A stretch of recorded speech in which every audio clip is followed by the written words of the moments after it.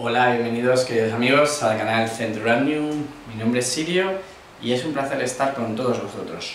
Hoy vamos a hablar de algo sumamente interesante, complejo, pero que vamos a tratar de exponer de la forma más clara posible. Vamos a hablar de física cuántica.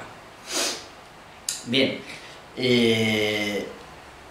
la física es una temática que a la mayoría de humanos se nos escapa porque no es sencilla y normalmente tiene muchas matemáticas. Nosotros lo vamos a explicar de la forma más sencilla que pueda, sin ninguna matemática, y vamos a ver por qué la física cuántica está revolucionando el siglo XXI. Vamos a ver un poquito de panorámica, ¿de dónde venimos? Permitidme hacerme una introducción. Bien, la historia del conocimiento del mundo cambia, varía, no siempre tenemos la misma visión de qué es la realidad o por qué principios se rige. Así que a lo largo de las épocas vamos cambiando de paradigma. Obviamente la humanidad tiene un largo paradigma de religión, de espiritualidad, de fe. Supuestamente la ciencia es el paradigma moderno, ¿no? Es decir, que por simplificar, si nos vamos a la Edad Media, lógicamente la conciencia humana está dominada por la idea de Dios y la autoridad es la religiosa. El ser humano ha vivido una larga dictadura de las religiones donde el sentido de la vida pasaba por, vamos a decir, por agradar a Dios, por ojalá que Dios no se enfade o peor aún, que no se enfade el diablo, ¿no? Bien, pero ¿qué ocurre a partir del siglo XVII, XVIII, XIX? Que el humano empieza a desarrollar un conocimiento científico que resulta cada vez más contundente, a dar respuestas más certeras, más probables, más demostradas. Bueno, empieza a construir todo su método hipotético deductivo, con lo cual resulta que se dan una serie de verdades que aparentemente pueden reproducirse en los laboratorios.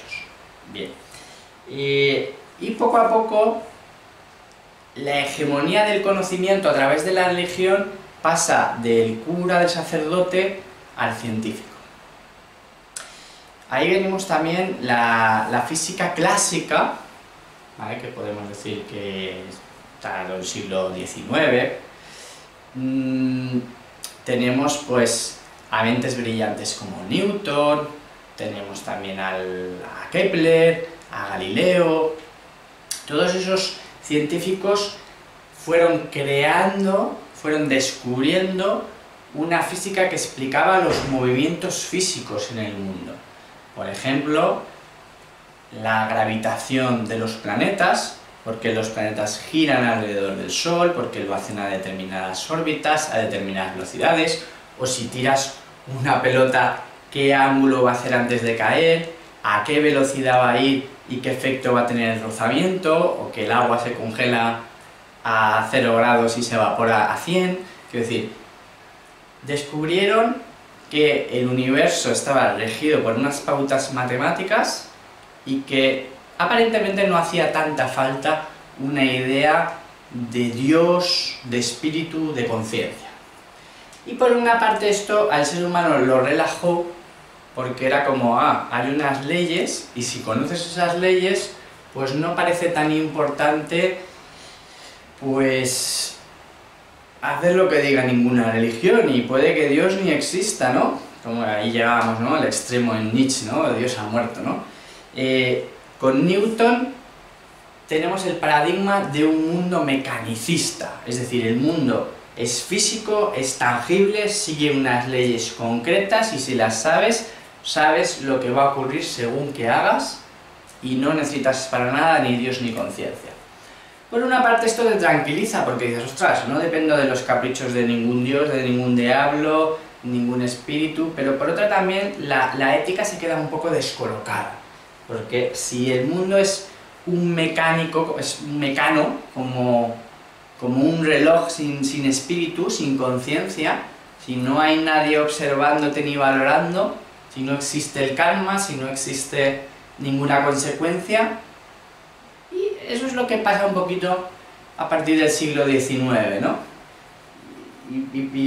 Bueno, y principios de 20 es como, ostras, ¿qué pasa, no? Aquí, con la ética. Luego tienes a Descartes, ¿no? La filosofía también modela la forma de comprender el mundo, ¿no? Lo modela la religión, lo modela la filosofía y lo modela la ciencia. Descartes, por ejemplo, cuando empezó a haber esta lucha entre religión y ciencia, pues dijo, mira, ¿sabéis qué? Modelo dual del mundo.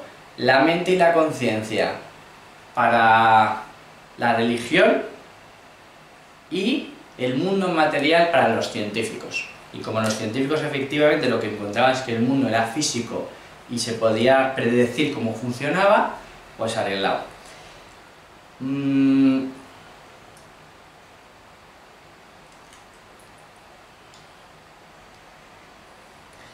Bien, tenemos a Newton, vale, tenemos también a Darwin. Darwin también nos afectó mucho en la forma de entender el mundo.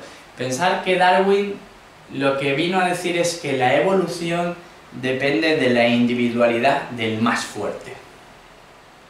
Y eso, de alguna manera, también está fomentando la idea de yo frente al mundo, de separación, ¿no? Newton crea un modelo material, el mundo va solo, da igual lo que hayas hecho ni lo que no, ni moral, ni ética, ni Dios, ni nada, simplemente esto es mecánico y punto pelota. Darwin dijo, no, gana el más fuerte, tú tienes que empoderarte, machacar a los demás para ser el que evoluciona. Vaya.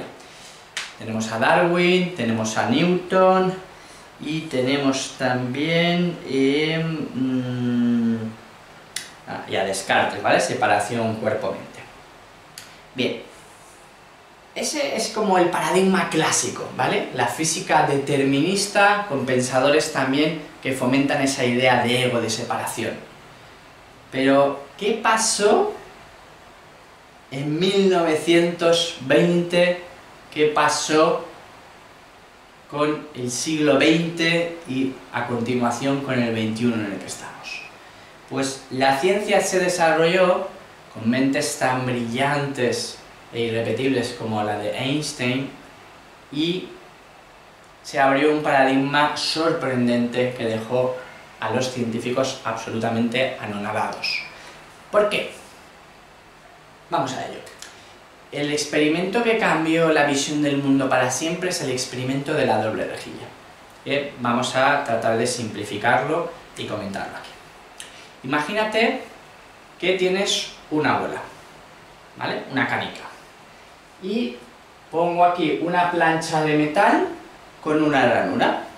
Y lanzo la canica, aquí golpea en la plancha de metal o pasa por la franja libre. Bueno, lo que ocurrirá es que si la canica atraviesa por la franja libre, si detrás pongo una pantalla, golpeará la pantalla pues en una franja. Y todo lo demás no, porque no podrá pasar la pelota. Si hago dos ranuras, el experimento se llama el de la doble ranura, si lanzo canicas a una plancha de metal con dos ranuras y detrás pongo una pantalla, en la pantalla recibirá las bolitas justo en dos franjas. Hasta ahí normal. ¿Y si lo hago con ondas? El agua y el sonido son ondas, ¿no? Funcionan, es como así, ¿no? Como círculos que se pueden interferir mutuamente, ¿vale?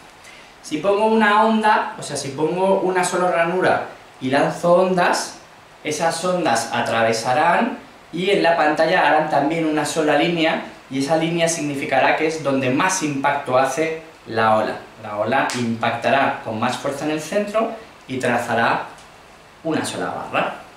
¿Qué pasa si lanzo estas ondas con dos ranuras abiertas? Significará que la onda pasará por las dos ranuras, se dividirá y se irá interfiriendo consigo misma, y al llegar a la pantalla del fondo creará un patrón de interferencia, siendo las franjas que dibuja donde golpea más fuerte las diferentes pequeñas ondas, y donde se queda vacío, donde se ha interferido la onda y no hay un impacto fuerte. Normal. Y ahora se va a poner interesante. Los científicos cogieron electrones y los lanzaron a esta plancha. El electrón es un pedacito muy pequeñito de materia. Debería actuar como una canica. Lanzaron los electrones a la plancha de metal con una sola apertura y efectivamente pasa y crea una franja vertical en el fondo. Perfecto. Pusieron dos ranuras, es la forma en que lo explicamos, no se hizo exactamente así, pero más o menos, y lanzaron un electrón, y un electrón es luz.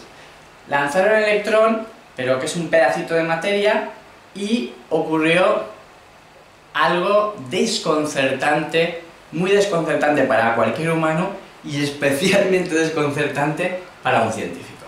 Vamos a ver lo que ocurrió. Cuando el electrón vio que había dos ranuras, pues lo que ocurrió es que al atravesar ese espacio con las dos ranuras, al otro lado apareció un patrón de interferencias. Y esto no es para nada lo que ningún científico del mundo en el 1920 esperaba. ¿Por qué? Porque un electrón es materia. Lo que tenía que haber hecho es pasar, además era un solo electrón, tenía que haber pasado por una de las dos ranuras y crear una línea. O sea, lo que significaba es que el electrón, al ver dos salidas, se había convertido en una onda.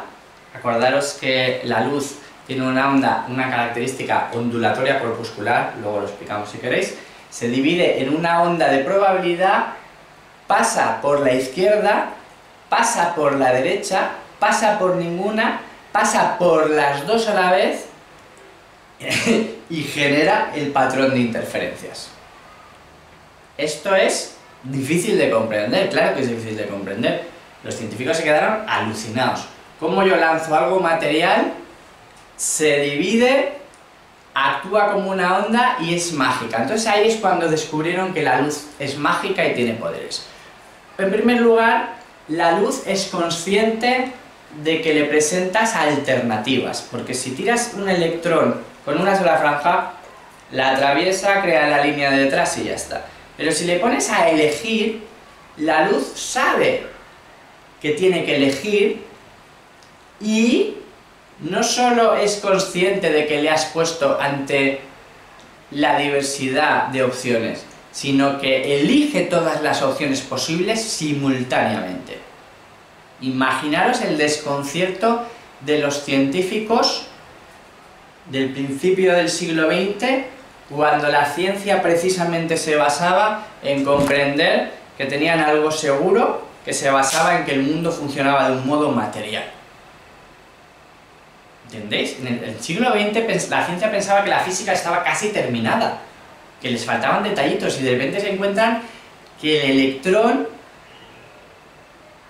simplemente es capaz de entrar por la ranura de la izquierda, por la ranura de la derecha, por las dos a la vez. Un solo electrón, que es partícula, se tiene que dividir, convertirse en una onda de probabilidad y te hace todas las opciones. Esto los dejó perplejos. Bueno, es más, pensaban que se habían equivocado y repitieron el experimento miles de veces con el mismo resultado idéntico. ¿Qué es lo siguiente que hicieron los científicos? Dijeron, bueno, no me puedo creer que el electrón, que es materia, deje de actuar como una canica, actúe como una onda y encima sea tan inteligente, y tan mágico, que haga todas las opciones posibles. Así que dijeron, no puede ser. En vez de fijarse en lo que pasaba detrás de la franja metálica con las ranuras y ver la pantalla de interferencias, pusieron una cámara, un dispositivo, para verificar realmente, detectar por dónde pasaba el electrón realmente, medirlo. ¿Qué creéis que pasó? Volvieron a hacer el mismo experimento y cuando lanzaron los electrones, ahí con el detector para ver realmente por dónde pasaba, porque la matemática les explicaba que había hecho todas las opciones, pero dijeron, joder, qué raro es esto, vamos a poner antes de que pase, ahí en la puerta donde va a pasar por las ranuritas, una cámara. Bueno, automáticamente el electrón disimuló y lo que hizo es decantarse. Pasó por la izquierda, lo hacían otras veces y pasaba por la derecha, actuó como si fuera material. Esto que es absolutamente desconcertante, los científicos, imaginaros, ha pasado ya un siglo, o sea, desde principios del siglo XX hasta principios del siglo XXI, llevamos un siglo de mecánica cuántica. Lo han hecho muchísimas veces con el mismo resultado. Entonces, ¿qué es lo que han descubierto? Han descubierto que la luz es inteligente, que la luz es consciente, que la luz sabe si la observas y que si la observas se decanta y actúa de un modo material, corpuscular. Einstein explicó que la materia, no, que la luz, tiene una parte material y una parte energética, por decirlo así, ondulatoria. Entonces, cuando los físicos hablan de una propiedad corpuscular, significa que actúa como una materia, como una canica, como un ladrillo, como algo sólido. Y cuando algo actúa con su naturaleza ondulatoria, significa, además de que se mueve como una onda, como el agua, por ejemplo, las ondas del mar, ¿no? O como el sonido, que también son ondas, significa además, esto ya lo han entendido los físicos modernos, que actúa como una onda de probabilidad. Bien, y con esto nos vamos acercando a la física cuántica. Entonces, ¿qué significa esto de una onda de probabilidad? Significa que la física moderna define el mundo así como la clásica decía estas son las leyes y el mundo funciona así y punto pelota, yo suelto el objeto y va a caer a 9,8 metros por segundo, como cosas muy tajantes, ¿no? En la física cuántica, en la física moderna, en la física del siglo XX, del siglo XXI, el universo se define con leyes de probabilidad. Y no solo se define como leyes de probabilidad, sino que hay otra cosa absolutamente diferente entre la física clásica y la física moderna. Y este punto que voy a decir es el que devuelve la espiritualidad a la ciencia y a la física. Por eso se dice que la física cuántica es la ciencia del espíritu. Y si no se dice, lo digo yo. ¿Vale? No, sí que se dice. Vale, entonces...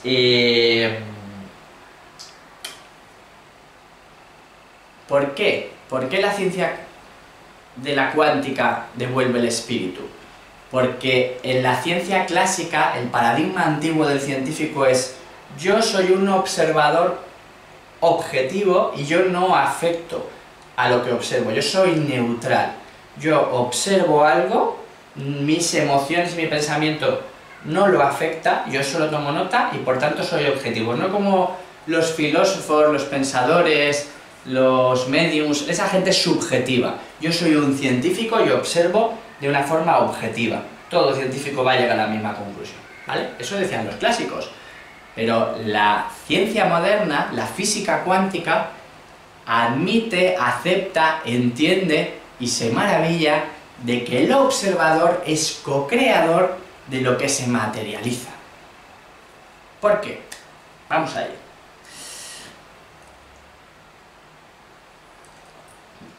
Cuando el experimento de la doble rejilla y muchos otros se han reproducido, lo que se ha descubierto es que la conciencia del observador, dentro de lo que es posible que suceda, va a decantar qué es lo que sucede.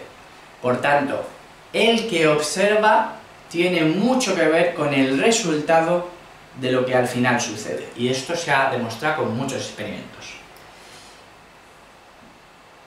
Y hay otro punto interesante, cuando el electrón tenía que pasar por dos ranuras y pasaba por las dos a la vez, una canica que pasaba por las dos a la vez, pasaba también por la izquierda, pasaba por la derecha, pasaba por ninguna, o sea, todas las opciones posibles, la energía a un nivel microcósmico, es decir, con las partículas subatómicas de dentro de los átomos que conforman al ser humano y todo lo que existe, las partículas subatómicas siempre están realizando a la vez todas las opciones posibles. Si la física clásica, la del mundo grande, la primera que se desarrolló, es la física de, bueno, ¿qué ha sucedido y por qué? La física actual es, ya, pero dentro de lo que sea posible que suceda, la energía, esos seres tan pequeñitos que nos componen, está haciendo todo lo que sea posible hacer. Y solo va a aparentar tomar una decisión definitiva entre comillas, cuando hay un observador. lo ejemplifico. Imaginaros que este fondo fuera una cancha de baloncesto. Si yo lanzo una pelota y cierro los ojos, y la pelota de baloncesto va a estar botando por ahí hasta que se pare en algún lugar de la cancha de baloncesto, ¿no? Bien. ¿Dónde? Yo no he visto la pelota, porque yo estaba de espaldas y no hay nadie. Es una cancha de baloncesto cerrada, está a oscuras y no hay nadie más allí dentro. Estoy yo solo, a oscuras y la cancha. Pero evidentemente en algún lugar de toda la zona del campo de baloncesto se ha parado la pelota. ¿Qué es lo que dice la física cuántica respecto a esa situación? La física cuántica dice que hasta que yo no me gire y mire, hasta que no haya un observador, la pelota va a estar en todos los lugares en que sea posible que esté. Es decir, si la pelota cabe 100 veces, estará las 100 veces ahí. ¿A qué es alucinante? O sea, lo que estoy diciendo es tan raro que cuesta de creer. Imaginaros si no le habrá costado de creer esto a los científicos, que son bastante más cuadriculados que los místicos. Sin embargo, es ciencia. ¿Eso qué quiere decir? ¿Qué es lo que estamos diciendo? Y no lo digo yo, lo dicen los físicos cuánticos. Lo que están descubriendo es que la realidad se crea con el observador. Por tanto, lo que sientes y lo que piensas va a afectar mucho a lo que sucede. Y piensa una cosa, el gran observador de ti mismo desde que naces eres tú. Tú siempre estás valorando, sintiendo, pensando sobre lo que estás haciendo. Por tanto, ¿en qué te vas a convertir? Si te va a ir bien o te va a ir mal, si te vas a sentir amado, si te van a salir bien las cosas, si te vas a tropezar mucho o poco, si vas a ser más feliz o menos, depende de tu propia conciencia. Y no solo como proceso interno, sino porque ese proceso interno se refleja fuera. Eso ya lo explica la psicología profunda, ¿no? Quiero decir, pues con Freud, con Jung especialmente, que lo que ves fuera no es más que una proyección interna, pero resulta que a nivel súper físico y súper concreto y súper científico es así también. Bien, el principio de indeterminación de Heisenberg dice que no puedes saber de una partícula subatómica, por ejemplo un electrón girando alrededor de un núcleo, girando ondulante, y no puedes saber la velocidad y la posición al mismo tiempo. Puedes saber exactamente dónde está, o puedes saber a qué velocidad va, o puedes saber si va hacia la izquierda o hacia la derecha, pero no puedes saber todas las opciones a la vez. Esto es ciencia. No puedes tener todas las respuestas que afectan a algún objeto o a un sujeto simultáneas. Cuanto más información tengas de alguna variable, menos tendrás de otras. Por tanto, el mundo estructuralmente tiene un grado de incertidumbre siempre. Y ese grado de incertidumbre es precisamente para empoderar al observador, porque el observador está creando lo que ve. El mundo no puede ser mecánico como querían los clásicos, porque hay un margen de probabilidad, de incertidumbre, que lo va a definir la conciencia del observador. Vamos a ver la segunda de las maravillas que encontraron los físicos cuánticos, aparte del experimento de la doble rejilla. Bueno, aparte de entender que la luz es mágica, inteligente, consciente y de que todo sucede a la vez hasta que haya un observador. ¿Qué más se han encontrado? Hay una cosa que se llama el CERN, ¿no? Porque la física cuántica es la física del mundo microscópico y cómo se desarrolla a través de matemáticas muy complejas y de tecnología muy avanzada. La tecnología muy avanzada que usan estos físicos, esencialmente el aparato más importante que usan es el CERN, el acelerador de partículas, ¿no? Hay uno en Ginebra. Es un círculo enorme, enorme, donde lanzan partículas subatómicas a casi la velocidad de la luz hasta que chocan, y al chocar crean partículas subatómicas nuevas y estudian todo esto para ir desarrollando esta comprensión. Bien. Han descubierto algo alucinante que se llama entrelazamiento, y que Einstein decía que eso era una acción fantasmagórica que no podía entender, y de hecho se murió bastante contrariado porque se demostró que el entrelazamiento era cierto. Lo demostró un ingeniero haciendo un experimento que lo demostraba. Bueno, vamos a explicar esto del entrelazamiento. Cuando dos partículas nacen a la vez, acabamos de explicar que ellos crean partículas en el acelerador de partículas, cuando dos seres pequeñitos, dos partículas pequeñitas nacen, resulta que están entrelazadas. ¿Y qué significa este nombre del entrelazamiento que han dado? Significan que van a funcionar siempre como si fueran un mismo ser. Ahora creas dos partículas subatómicas y mandas una a Marte y otra la dejas aquí en el laboratorio en la Tierra, ¿vale? Cuando tú le haces algo a una de esas dos partículas, cambias alguna de sus propiedades, si quieres metafóricamente le haces cosquillas a una, a la otra va a actuar instantáneamente, y digo instantáneamente, del mismo modo que la primera. ¿Por qué es tan importante esto? ¿Por qué es tan alucinante, tan sorprendente y tan impactante? Y Einstein, un tío tan inteligentísimo, flipaba y no podía entender. Porque, según explicaba Einstein, y en la física clásica ya era bastante entender esto, pues, oye, entre dos partículas que están distantes, para que una pueda afectar a la otra, tiene que recorrer un espacio y eso va a tardar un cierto tiempo, como mucho la velocidad de la luz, ¿no? Pues resulta que no. Estas partículas que están entrelazadas, que han nacido al mismo tiempo, resulta que actúan tan conectadas como si fueran el mismo ser. Y eso quiere decir que si tú giras una hacia la izquierda, automáticamente la otra va a girar hacia la izquierda. Y automáticamente quiere decir exactamente a la vez. Y da igual la distancia que las pongas. Las puedes poner infinito de distancia que van a seguir siendo simultáneas. No hace falta que pase un lapso de tiempo, ni porque no está recorriendo una distancia, sino que están actuando como siendo el mismo ser. Total, que eso del espacio-tiempo, la física cuántica, a tomar por saco. Sí existen cosas que están interconectadas más allá del espacio-tiempo. Por cierto que el espacio-tiempo nada que ver con lo que os había contado. El espacio-tiempo es una curvatura de la gravedad.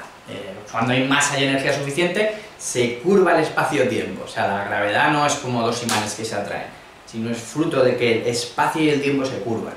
Bueno, total, que los científicos alucinados de que resulta que hay cosas que están conectadas, partículas conectadas al instante, indistintamente de la distancia y el espacio que media entre ellos, o sea, como si no existiera distancia ninguna, es decir, actúan exactamente como si fueran un mismo ser, una copia de un mismo ser.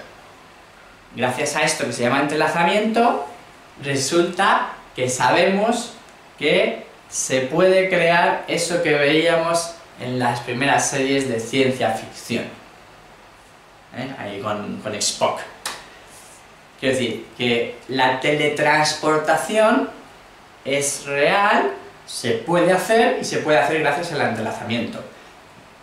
Pero fijaros aún más, los científicos se quedaron pensando y dijeron, vaya tela, así que cuando dos partículas nacen simultáneas, nacen funcionando como si fueran un mismo ser. Ya la hemos liado, porque resulta que todo lo que nos rodea, personas, humanos, vacas, bacterias, todo viene del Big Bang. Y por tanto, está entrelazado porque nacieron exactamente en el mismo instante. ¡Hala! Por tanto, la física cuántica es la física de la unidad. Todo es un gran holograma interconectado. La física cuántica Es la física de la energía que es conciencia y percibe la unidad que hay en todo lo que sucede. ¡Wow! Fijaros qué diferente el mundo individual, material, mecánico, del mundo cuántico, en el que el observador es el mago que define y que a través de la unidad que hay en la energía y la conciencia de todo puede interactuar.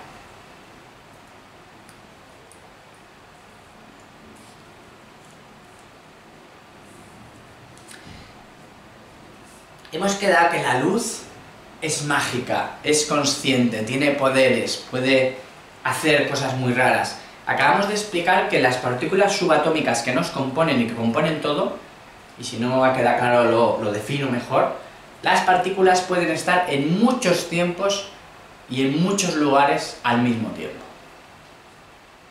Lo repito, una partícula puede estar en muchos lugares al mismo tiempo. Dices, ¿serán diferentes partículas? No, no, es la misma partícula. Hombre, ¿cómo va a estar un mismo objeto en muchos sitios? Sí, es así, puede. Eso quiere decir que si una partícula está en 3000 sitios al mismo tiempo, si la destruyes en uno de esos lugares, automáticamente será destruida en todos los lugares. Porque una partícula puede estar en muchos lugares y en muchas épocas. Puede estar en el pasado y en el futuro. Puede estar en Ginebra y en la vía en el Sol. Pero si tú la destruyes en un sitio, va a ser destruida en todos. Entonces la teletransportación se basa en eso. Destruyes una partícula, o sea, dos cabinas entrelazadas, copias todas las partículas subatómicas de un ser humano, las destruyes y la vuelves a crear en el otro lado. En el papel se puede, y ya han hecho, oficialmente, ya han pasado partículas subatómicas de una cabina a otra. Y la distancia les da exactamente igual, o sea que tú puedes poner una cabina en el planeta Tierra y otra en Marte. Y luego, según las teorías conspiratorias, esto ya lo tienen hecho hace mucho tiempo. Pero ese sería otro tema. Pero da igual, lo tengan hecho o no, es cuestión de tiempo que lo tengan, porque se puede. Según las teorías de Einstein de la relatividad, y según las correcciones modernas del siglo XXI sobre las teorías de Einstein, es posible viajar en el tiempo. No hay ningún impedimento para viajar en el tiempo, ni para viajar al pasado ni para viajar al futuro, se puede. Lo cual significa que si existen civilizaciones más avanzadas que el humano, y el universo es muy grande, lo más probable, lo más sencillo, navaja de Ockham, es que alguna civilización ya lo tenga construido y lógicamente pueda asomarse a ver nuestra época. Bien. Las esferas estas de luz que ven algunos pilotos podrían ser perfectamente estas máquinas del tiempo. Y las naves cilíndricas también podrían ser máquinas del tiempo, donde se asomen al pasado. Bien, cuando en el cerebro tenemos chispazos, cuando comprendemos algo y decimos, ostras, he tenido una idea, se me ha iluminado algo ahí dentro, las ideas son chispazos eléctricos, son luz. ¿No? Fijaros, hemos dicho que la luz es la inteligencia, lo han dicho no solo la cuántica, también lo han dicho todas las religiones, ¿no? Yo soy Dios, yo soy luz, yo soy conciencia, yo soy... Bien. ¿Qué es esto del gato de Schrödinger? ¿Habéis oído hablar del gato de Schrödinger? No es un experimento que se haya hecho, es más bien una entelequia, una explicación mental para explicar lo absurdo que es la cuántica y sin embargo qué es lo que predice, tanto matemáticamente como toda la tecnología que han hecho. La cuántica está muy demostrada. Y de hecho toda la tecnología de los ordenadores, de los rayos láser, toda la tecnología del siglo XX-XXI existe gracias a la cuántica. Y está a punto de crear ordenadores cuánticos infinitamente más potentes. Pero eso quizá lo expliquemos luego. Vamos a hablar del gato de Schrödinger. Schrödinger hizo una metáfora para que la gente entendiera las consecuencias de las cosas que decía la cuántica. Y lo que dijo es, imagínate que metemos dentro de una caja un veneno con un dispositivo, con una palanquita. Metemos dentro un gato y cerramos la caja. No puedes ver al gato porque está dentro de una caja. Bien. Digamos que si el gato pone la pezuña encima de la palanca, el veneno saldrá y el gato morirá. Si el gato no acciona la palanca, si no se sienta sobre ella, si no le da, pues el gato, pues en principio vivirá. Vale. Digamos que dentro de una hora vamos a abrir la caja. La pregunta es, ¿el gato está vivo o está muerto? Un científico clásico de antes del siglo XX te diría, hombre, hay el 50% de probabilidades de que encuentres el gato vivo o el gato muerto. Si no ha pasado una hora, pues si es nerviosito y le ha dado, pues vale. Pues la física cuántica no predice esto. La física cuántica es la física de la probabilidad y de la conciencia y de la energía. Y no predice que haya un 50% de probabilidad de que esté vivo o esté muerto. La física cuántica exactamente lo que demuestra y lo que dice es que el gato está vivo y el gato está muerto simultáneamente. O sea que están sucediendo las dos cosas. ¡Hala! Porque todo lo que es posible que suceda está sucediendo. Ahora bien, y esto también es física cuántica, en el momento en el que algún observador abra la caja y mire, la realidad se decantará por una de las opciones. ¡Wow! Otro ejemplo con el que los cuánticos explican este tipo de cosas tan extrañas de cómo funciona el universo. Cogemos un dado. Un dado tiene 6 caras. Yo cojo el dado y lo tiro. Según la física cuántica, todas las opciones posibles, a saber 1 o 2 o 3 o 4 o 5 o 6, estarán sucediendo. O sea, según la física cuántica, si lanzas un dado, han salido todas las opciones posibles. Hombre, señor físico, de verdad que yo he mirado el dado muchas veces tirándolo mucho rato y podría hacer una estadística de qué números han salido más habituales, pero solo me sale uno. Y el físico cuántico te diré, ya, pero perdona, ha salido uno de los 6 números posibles en este universo, pero se han abierto otros 6 universos paralelos, otros 5 universos paralelos en los que han salido otros resultados. O sea, yo tiro el dado y en este universo sale un 3, pero en otro universo ha salido un 1, en otro universo un 2, en otro universo un 3, en otro un 4, ¿se entiende? Rarito, rarito, rarito el mundo que definen los cuánticos hoy en día, y que por cierto encaja a la perfección con la visión espiritual del Zen y de muchas otras visiones místicas que han explicado a los seres despiertos de este planeta en la antigüedad. ¿Todo esto a dónde nos lleva? ¿Qué es esto de los universos paralelos? ¿Qué es eso de que la conciencia de la luz, que por cierto es percibida por nuestros ojos, sea inteligente, que todos sean probabilidades y que la conciencia del que contempla decanta lo que sucede? Todo esto lo que significa es que es verdad que hay una parte mecánica, ahí tienes toda la física clásica, tienes la forma primitiva de entender el ADN, tienes la forma primitiva de entender la astrología, tienes la forma primitiva de entender la ciencia. La vida tiene una parte mecánica, cuadriculada, pero la vida también tiene una parte mágica de ondas de probabilidad, y dentro de todas las cuadrículas posibles tú vas a decidir con la calidad de tu conciencia qué es lo que realmente se manifiesta. Ergo, dejemos de pensar, pobre de mí, yo es que no puedo hacer nada, yo soy una víctima, no es que he cogido un virus, pues estoy enfermo, ¿qué le voy a hacer? De eso nada, tú puedes transformar incluso tu biología. Y sigo en ciencia, vamos a demostrarlo. ¿Cuál es la base de la biología del ser humano? El agua. 70% agua. Masaru Emoto, un gran científico, un abrazo para Masaru Emoto. ¿Qué es lo que descubrió Masaru Emoto con sus imágenes del agua? Lo que descubrió fue tan alucinante como lo que se descubrió en el experimento de la doble lejía. Gracias a Einstein por descubrir la naturaleza ondulatoria corpuscular de la luz, y gracias a Emoto por ayudarnos a entender qué es el agua. Si la luz es la conciencia, el agua es el alma, es la emoción. Vamos a ver cómo funciona el agua. Vamos a ver qué hizo Emoto. Emoto cogió agua destilada, y la metió en recipientes y se dedicó a poner palabras. Amor, agua destilada, recipiente.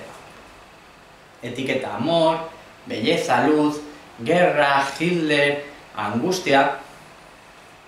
Y a continuación lo congelaba, y cuando ya estaba esa agua congelada, creo que esperaba 1 hora, microscopio. Y ¡ala! Lo que encontró. Alucinante, muchos ya lo sabéis, ¿no? Lo que encontró es que la estructura del agua cambiaba según las palabras que le ponían. Y sí había un criterio en el cambio. No solo se dedicó a poner palabras, una vez que descubrió esto, se dedicó a... Lo voy a explicar mejor. Vamos a poner un solo ejemplo. Agua. Pongo la etiqueta de amor. Pongo un grupo de personas alrededor de esa botella de agua, donde pone amor, y empiezan a hablarle amor, bonita, preciosa, a transmitirle ese tipo de emoción. Y luego la congelan y la miran. ¿Sabéis lo que salía en el agua cuando las personas transmitían amor y lo que había escrito era amor? Un mandala, que son esas imágenes que se han usado desde tiempos ancestrales para meditar y crear armonía en la conciencia.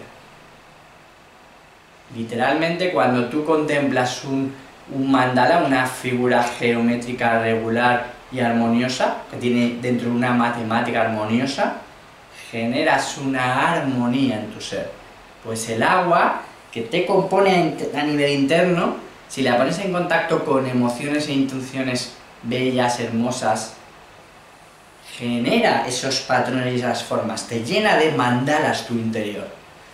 Sin embargo, si pones en el agua, por ejemplo, cabrón, desagrado, y pones luego a ese grupo humano, el centro del agua, cabrona, hija puta, a emitir esas emociones desagradables, con dolor, con sufrimiento, con rabia, el agua, en vez de crear luego al microscopio, la congelas, una vez congeladita, la miras en el microscopio de puta madre, bueno, sale el agua así, llena de manchas, de pegotes, absolutamente irregular, toda manchada, y una imagen que no genera armonía. Y esa imagen está generándose dentro de ti cada vez que te enfadas, porque tú eres un 70% de agua. ¿Entendéis lo que estamos diciendo? Es absolutamente alucinante. Entonces, no solo se quedó ahí Emoto. Masaru Emoto cogió y puso también no solo palabras, sino paisajes. La botella con un paisaje de campo, de naturaleza, de masacres, de destrucción. Dice, oye, el agua, el concepto lo ve, la emoción la siente, y la imagen también. Si la imagen le gusta, es natural y armoniosa, nuevamente un mandala precioso, normalmente regulares y luminosos. Si la imagen tiene que ver con sufrimiento, con daño, manchas disgregadas como una enfermedad. ¡Wow! Y aún hizo una prueba más Masaru Emoto.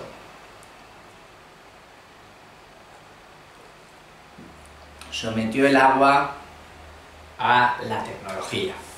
Botellita de agua y al lado el móvil con su frecuencia vibratoria, botellita de agua y dentro al microondas, agua dentro del horno. Pues que sepáis que cada vez que sometía el agua a los campos magnéticos y todo lo que conlleve cada aparato a los que lo sometió, como es la televisión, el móvil, el microondas y el horno, todas las veces el agua sufrió. Se disgregó y se llenó de manchas enfermizas asustadas. Y cuando te bebes ese agua que sale del microondas, es exactamente así, donde te estás bebiendo ese agua asustada y enferma. Y esto, siento decir, para los que no seáis de fe, que no es una cuestión de fe, es una cuestión muy demostrada científicamente. Por tanto, la física cuántica es, oh Dios mío, la luz es inteligente, es consciente y es mágica. Oh Dios mío, el agua es súper sensible y percibe todas las emociones. Cuando tú le dices a alguien eres un cabrón, el agua que lleva dentro se asusta y se raya, se incomoda, enferma. Y cuando tú le dices a alguien eres un ser precioso y me encantas, bueno, a no sé que le asustes, el agua capta ese amor, esa belleza y crea una armonía. Es decir, literalmente las emociones de armonía generan salud a nivel molecular en el cuerpo. Fíjate, tanto rollo que tenemos con la medicina, que si la química, que si la pastilla, no tómate estas pastillas, aunque al mismo tiempo te están jodiendo el hígado, pero ¿qué le vamos a hacer? Resulta que con tener una sensibilidad en paz y en armonía, especialmente si te alineas con la naturaleza, inmediatamente todo el agua que tienes dentro, que es un 70%, crea una armonía celular, molecular. Flípalo. ¿Qué es lo que hace el sistema? Y no me quiero ir a criticar mucho el sistema en este vídeo, pero ¿qué es lo que hace?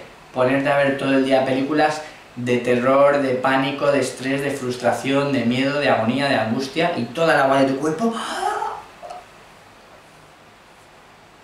Así de sencillo. Así que, dos cosas.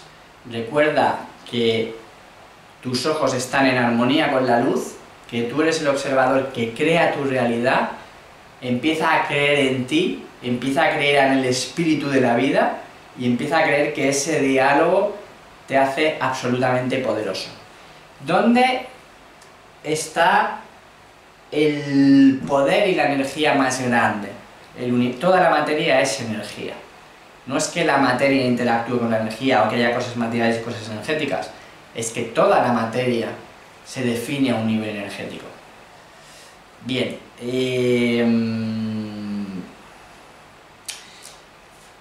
no sé qué iba a decir, pero me voy a cómo se entrelazan a dos seres humanos.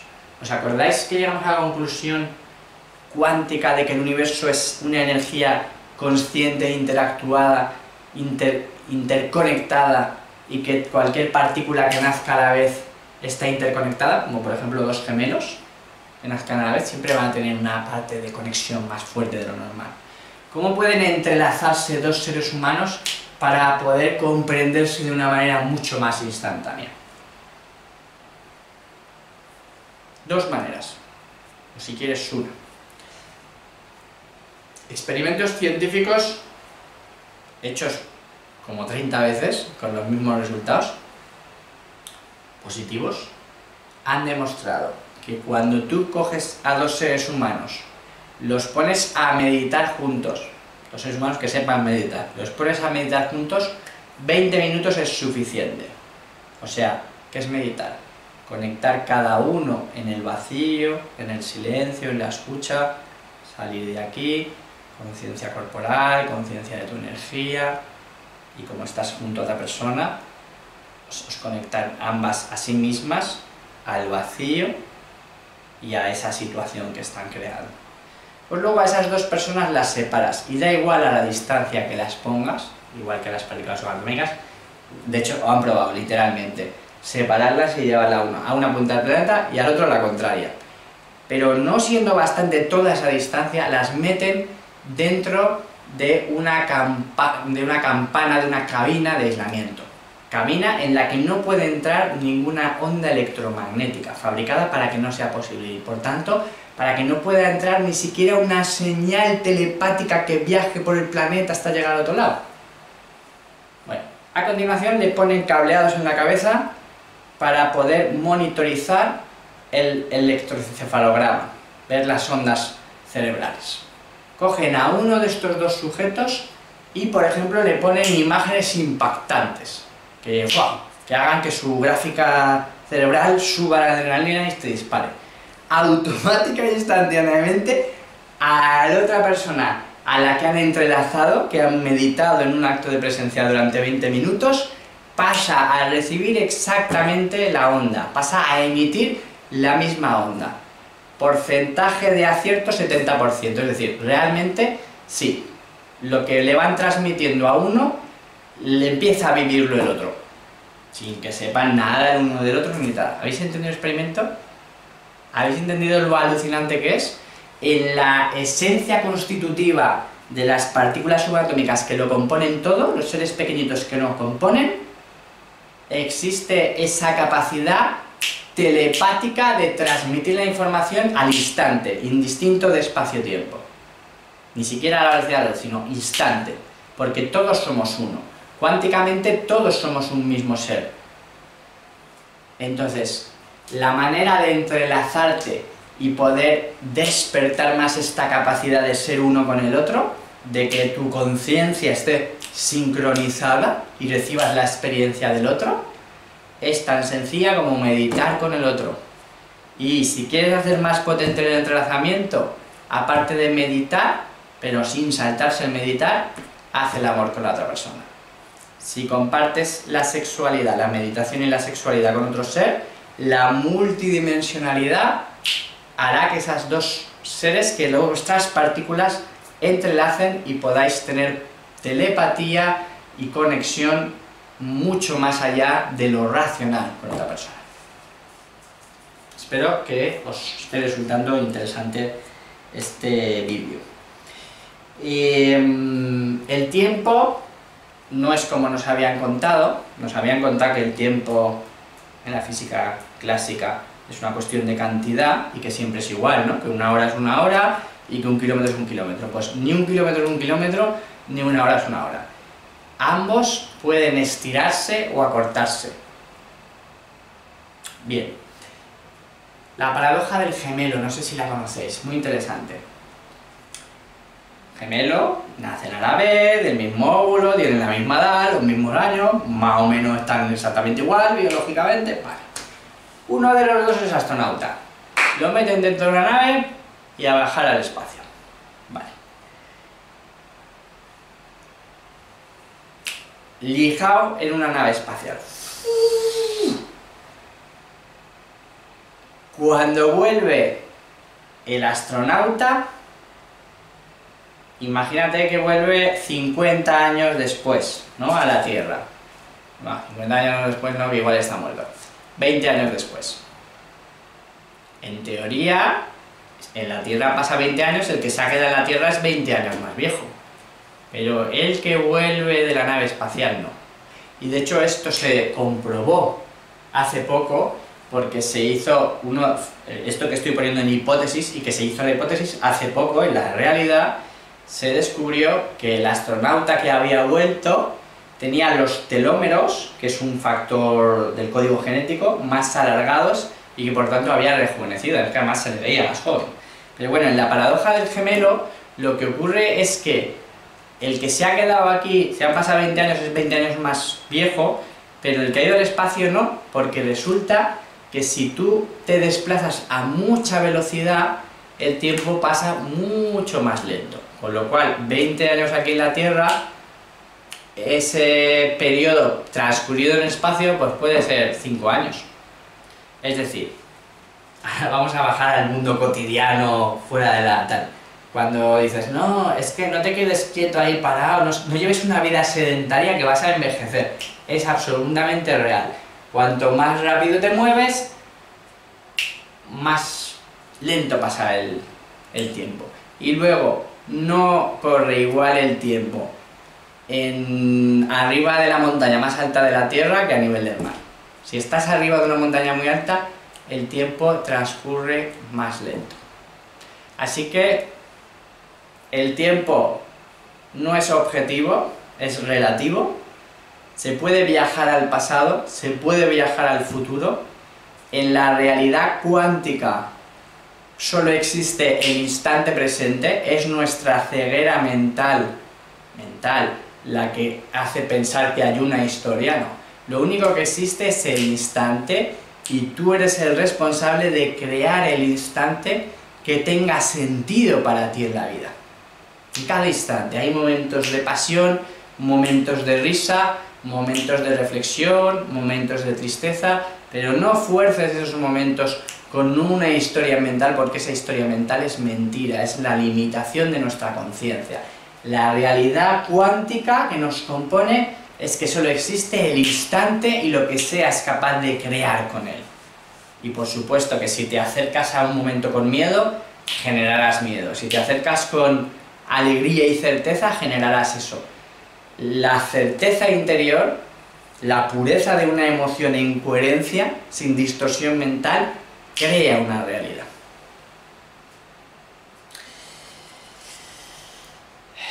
¿Existe la muerte según la cuántica? ¿Tú qué crees? Ley de la termodinámica.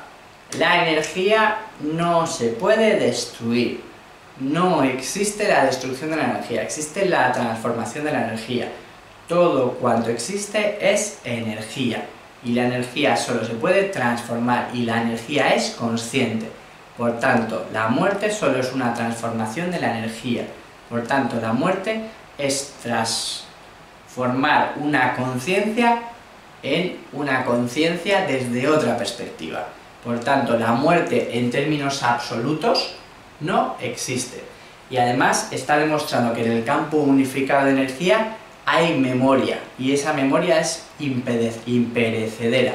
Es decir, la memoria de todo cuanto se ha experimentado tampoco se destruye. Por tanto, hay planos donde se puede conectar con cualquier comprensión que haya vivido la humanidad, con cualquier individualidad que haya vivido la humanidad. Tú puedes invocar desde el inconsciente el arquetipo del amor, el arquetipo del sufrimiento, el arquetipo del placer, el arquetipo de lo que quieras. Puedes invocar, como haría la Ouija, a cualquier entidad o ser que haya existido en la Tierra. Todos esos registros de todo cuanto ha existido existen. Es lo que el esoterismo llama archivo acásico, la psicología inconsciente colectivo y la ciencia campo unificado de energía con conciencia y memoria. Así de maravilloso y de alucinante es el mundo visto desde la ciencia moderna actual. Así que, queridos amigos, voy a quedarme con una pequeña reflexión final, porque se me está alargando ya un poquito el vídeo. Es apasionante la física cuántica, y permitidme una última reflexión.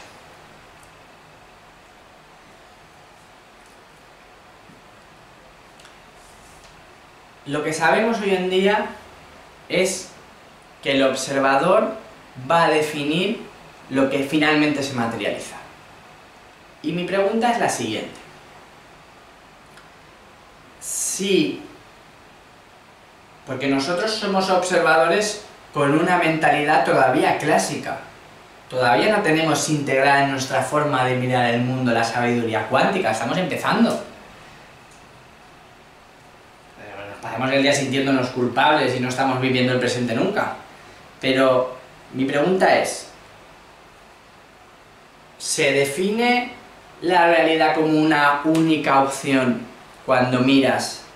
¿El balón está en un sitio concreto cuando miras en lugar de verlo en 100 a la vez porque es estructuralmente así la realidad y siempre va a ser así?